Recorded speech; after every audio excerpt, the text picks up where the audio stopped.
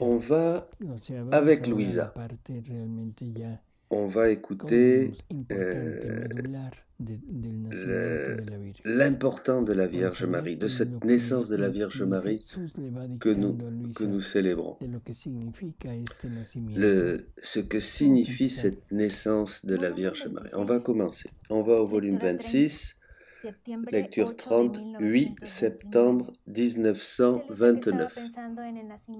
Alors Luisa était en train de penser à la naissance de la Vierge Marie pour lui donner honneur, pour la louer, lui rendre grâce, etc. Et Jésus lui dit: Ma fille, je veux moi aussi avec toi et toute la création chanter les louanges de la naissance, de l'éminence de ma maman.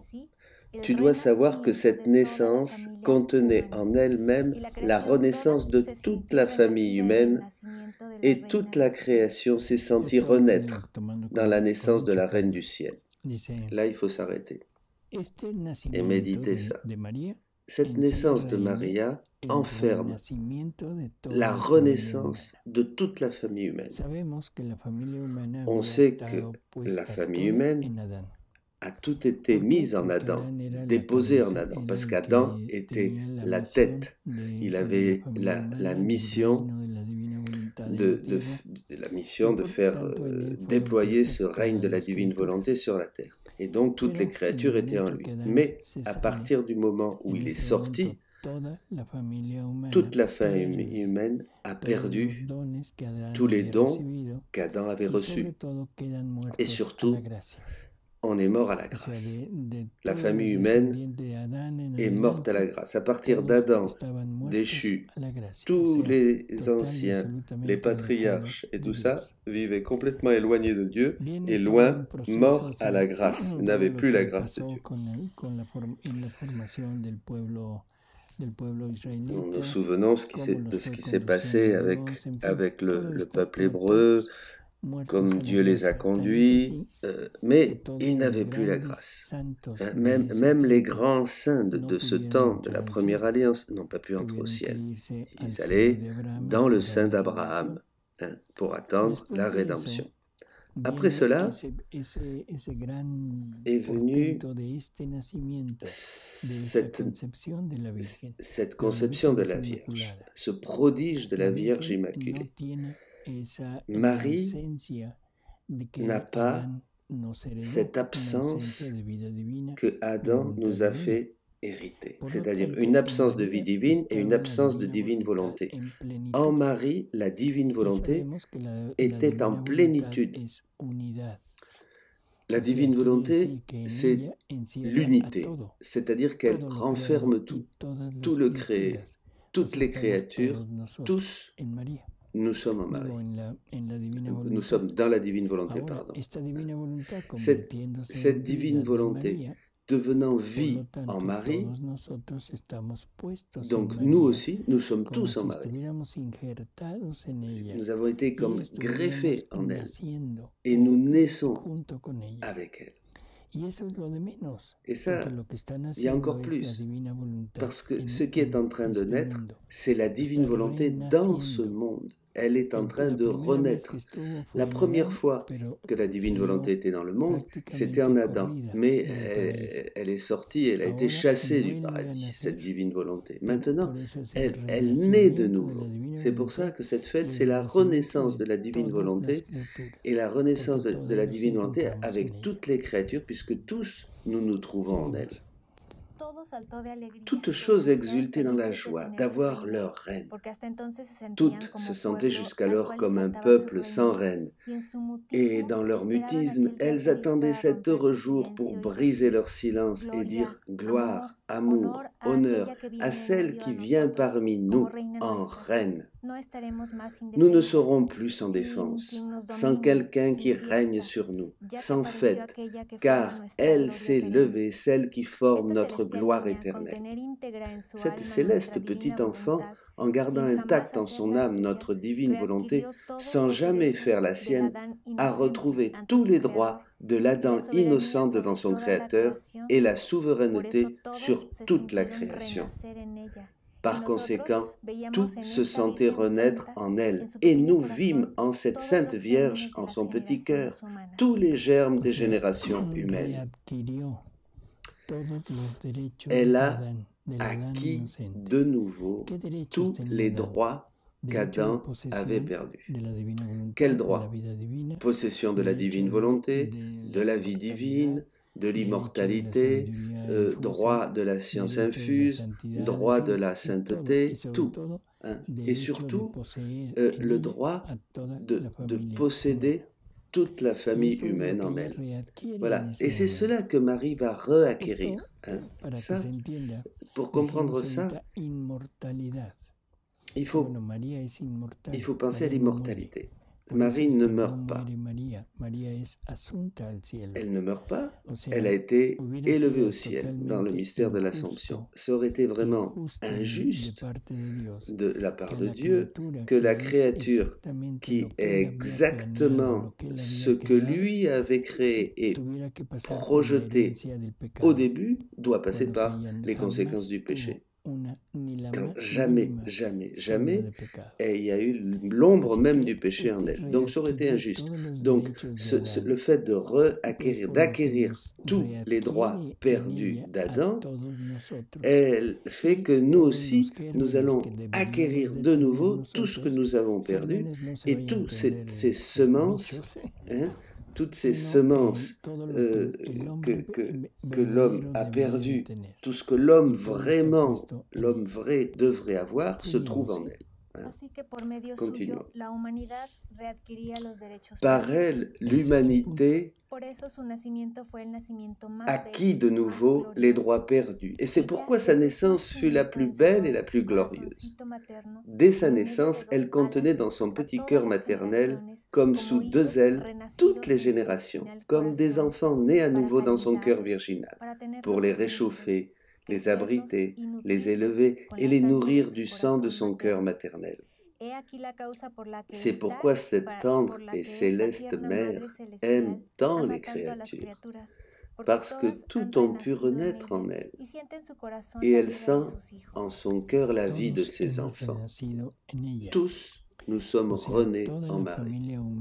Toute la famille humaine, de nouveau, a eu ce privilège d'être en elle, c'est-à-dire en étant en elle, de renaître de nouveau comme de nouvelles créatures. C'est une nouvelle création que Jésus fait en Marie, et c'est une nouvelle création de tout ce qui existe, création matérielle, et nous aussi. Voilà, nous avons de nouveau tout ce qu'Adam a perdu.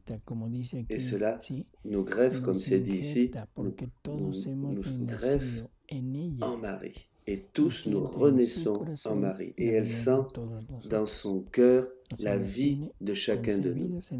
Elle nous a conçus en elle, mais pour bien comprendre que Marie n'est pas une mère dont nous avons hérité à la croix. Marie est notre vraie mère. Il y a beaucoup d'autres textes, mais on s'arrête là. Marie, c'est pas seulement la mère que nous avons reçue au pied de la croix, mais elle est vraiment mère parce que nous sommes renés en elle. Voilà. Continuons. Or, ma fille, celle qui vit dans ma divine volonté, renouvelle sa naissance et redouble les naissances de toutes les générations humaines. Wow. Qu'est-ce qu'on a dit? C'est que il est dit que nous renaissons avec Marie, mais que dans la divine volonté, nous faisons renaître toute l'humanité, toutes les générations humaines. Nous, à partir du moment où nous entrons dans la divine volonté, à partir de ce moment, nous renouvelons cette naissance. Un mari, il a eu lieu, mais maintenant je dois le prendre moi et je dois me mettre consciemment en Marie pour renaître en elle, voyez, consciemment. Et dans la divine volonté, je peux le faire et je peux multiplier cette renaissance pour l'offrir à toute la famille humaine. incroyable. Increíble C'est lo que nos está incroyable diciendo. ce que Ahora ici somos nous dit le nosotros los Seigneur. que vamos a Nous, maintenant, multiplicar nous allons este multiplier acto de cet María, ¿no? acte de Maria, cette naissance de Marie au profit de toutes les générations.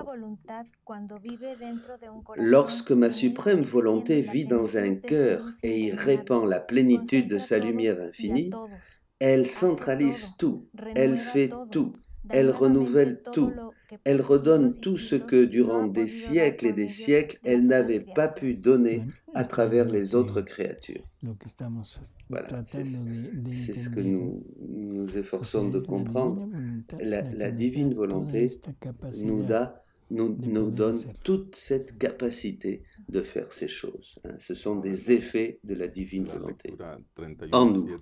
Alors, volume 31, 8 septembre 1932. Elle dit, et comme c'est aujourd'hui la naissance de la Reine du Ciel, je me suis arrêté pour penser au grand prodige de sa naissance, où le ciel et la terre étaient en adoration devant ce divin prodige. Et mon immense bien Jésus, avec un amour et une tendresse inexprimables, me dit, bienheureuse fille de ma volonté, la naissance de ma céleste mère renferme tout ensemble tous les prodiges et toutes les merveilles. Et sais-tu pourquoi? Ce n'était pas seulement elle qui naissait pure, sainte, belle et immaculée. Non, non. Avec la céleste enfant naissait ma divine volonté, déjà conçue et enclose en elle, pour former la vie opérante et grandir dans cette gracieuse enfant. C'est ce que nous disions. La divine volonté naît, renaît de nouveau en ce monde. Elle avait été exilée, chassée du paradis. Voilà. Plus personne ne la voulait, on ne la connaissait pas. Et maintenant, avec Marie, elle revient ici, en ce monde, dans la vie de la Vierge Marie, à travers la Vierge Marie. C'est le commencement de la grande œuvre de Dieu sur terre. Ce projet qui avait commencé en Adam et qui n'a pas fonctionné, maintenant c'est un recommencement avec encore de plus grandes possibilités. Pour être mené à terme, parce qu'il va avoir le Rédempteur. Et ce Rédempteur vient à travers de Marie. Et maintenant vient ce Rédempteur qui va nous fortifier, il va refaire l'homme, il va refaire cette fragilité de l'homme qui nous a fait chuter au paradis. Maintenant, grâce à la souffrance du Rédempteur, l'homme va être fortifié. Voilà. Donc c'est un moment incroyable dans l'histoire divine. C'est un des plus grands moments, comment? Sublime, merveilleux de l'histoire divine. La création était tout ce débordement de Dieu pour la créature. Tout ce débordement qu'il voulait pour sa créature, mais ça s'est perdu. Le douleur immense, la douleur immense qu'a dû souffrir notre Créateur. Et ici, avec la naissance de la Sainte Vierge, c'est reparti. Et avec encore plus de joie, plus de bonheur, parce que enfin, tout ce qui avait été perdu se retrouve là, et avec la sécurité de la victoire. Pourquoi je dis la sécurité? Parce que dans l'acte unique et éternel de Dieu, Dieu avait la connaissance, savait que Marie allait être fidèle jusqu'au bout.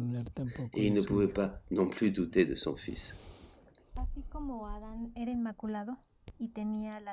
Ainsi comme Adam était immaculé et avait la science infuse et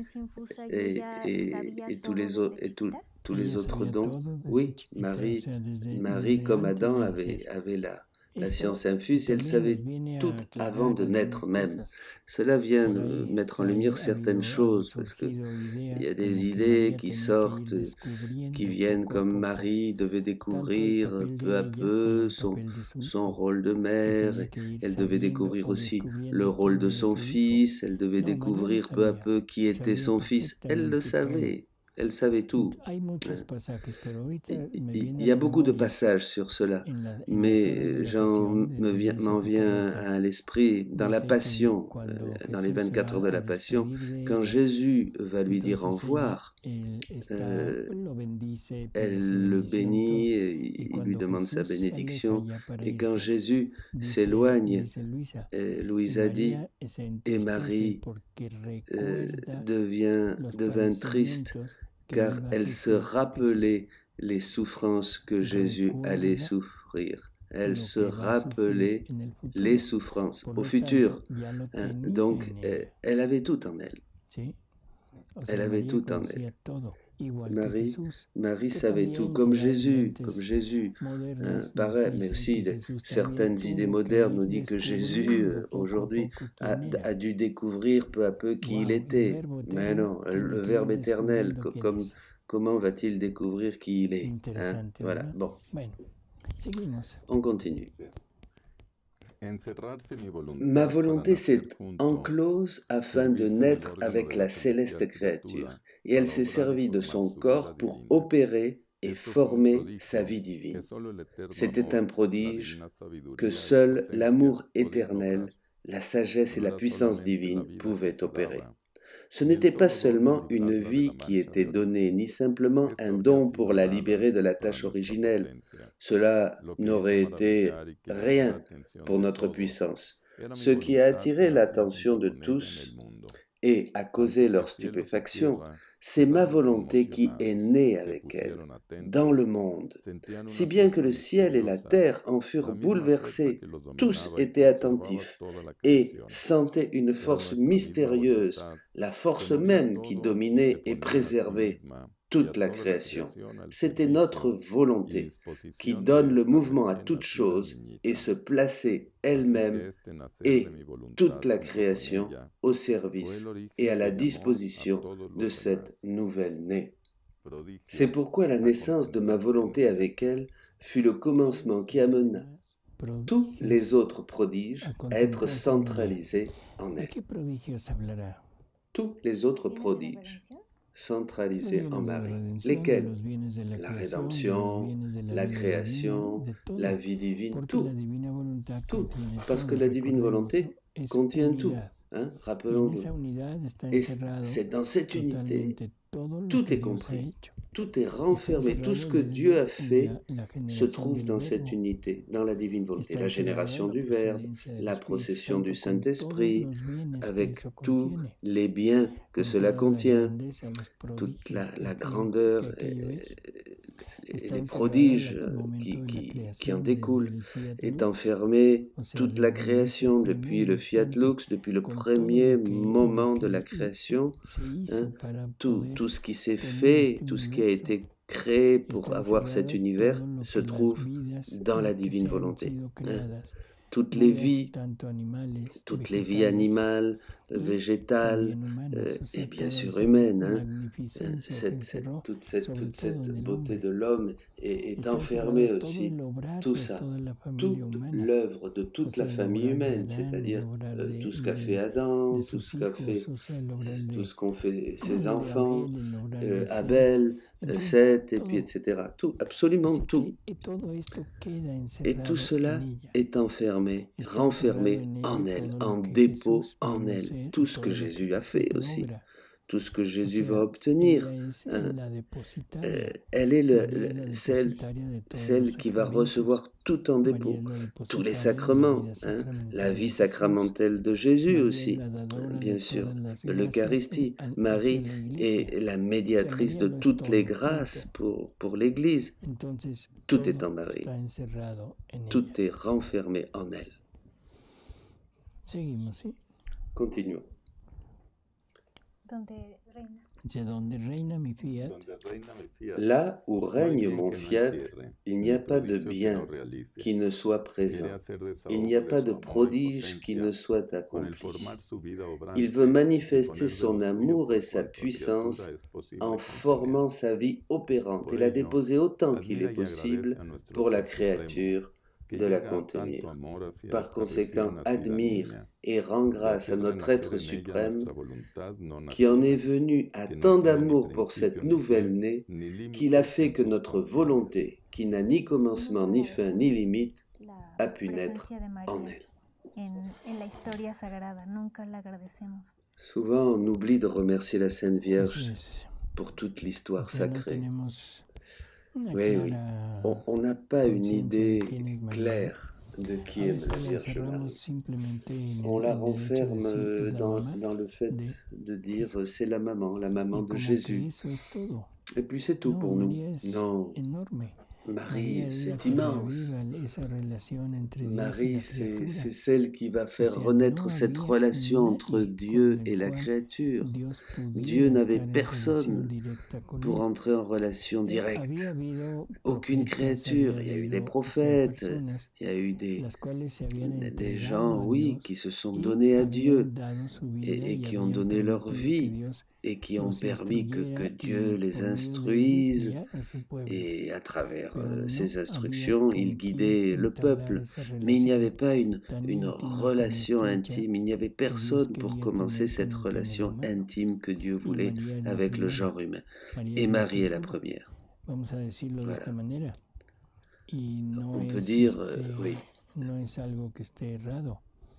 On peut dire, et ce n'est pas une hérésie, quand l'homme pêche, il y a un abîme entre l'homme et Dieu. Un abîme que l'homme ne pouvait pas franchir. La première qui va unir de nouveau et réduire cet abîme à rien, c'est la Vierge Marie.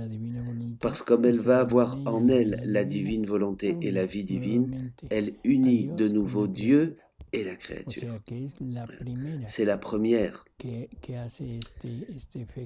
qui va, voilà, avant même que son fils. Bon, évidemment, tout vient des mérites de son fils, puisque d'abord elle doit être rachetée avec antériorité. Mais de toute manière, dans le temps, c'est Marie, la première, qui ouvre cette possibilité au genre humain. C'est immense, c'est notre mère. Nous avons été conçus en elle. Et elle a été conçue en nous. Elle a été conçue par les actes de son Fils. Donc, si elle a été conçue dans les actes de Jésus, par les actes de Jésus, nous en étant conçus en elle, nous aussi, nous sommes conçus par les actes et dans les actes de Jésus. C'est quelque chose d'inouï. Voilà. Merci Seigneur pour nous avoir donné cette mère.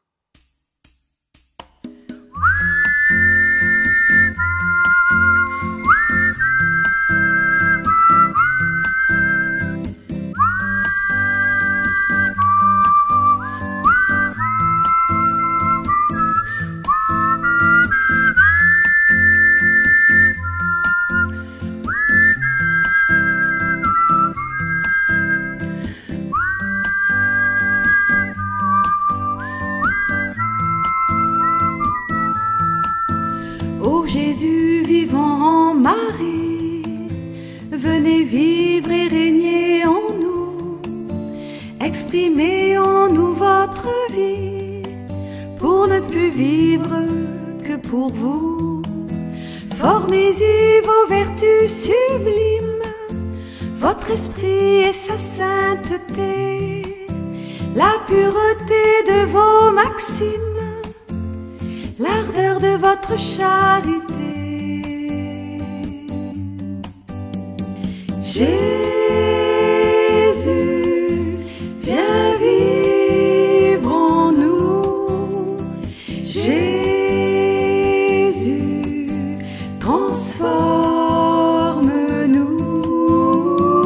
Marie, tu es notre étoile. Marie, prends-nous sous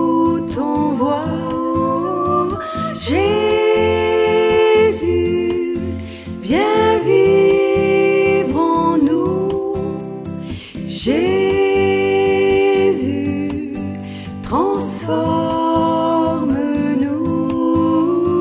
Marie, tu es notre étoile. Marie, prends-nous sous ton voile.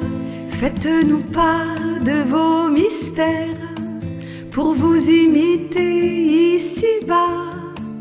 Communiquez-nous vos lumières pour nous conduire en tous nos pas. À la gloire de votre Père, en la vertu de votre nom, régnez en nous par votre Mère, sur la nature et le démon. Jésus, viens vivre en nous. Jésus, transforme-nous.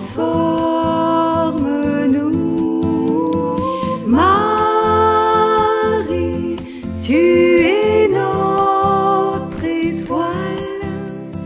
Marie,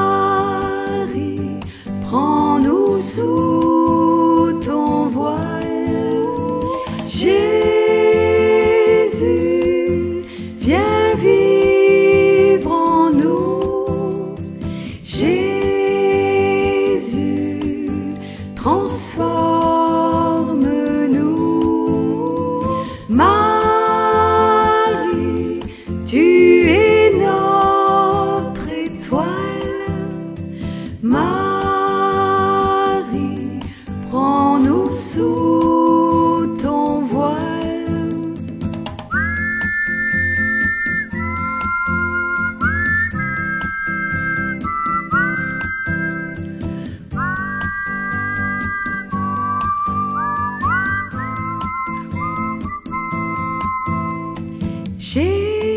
Jésus, viens vivre en nous. Jésus,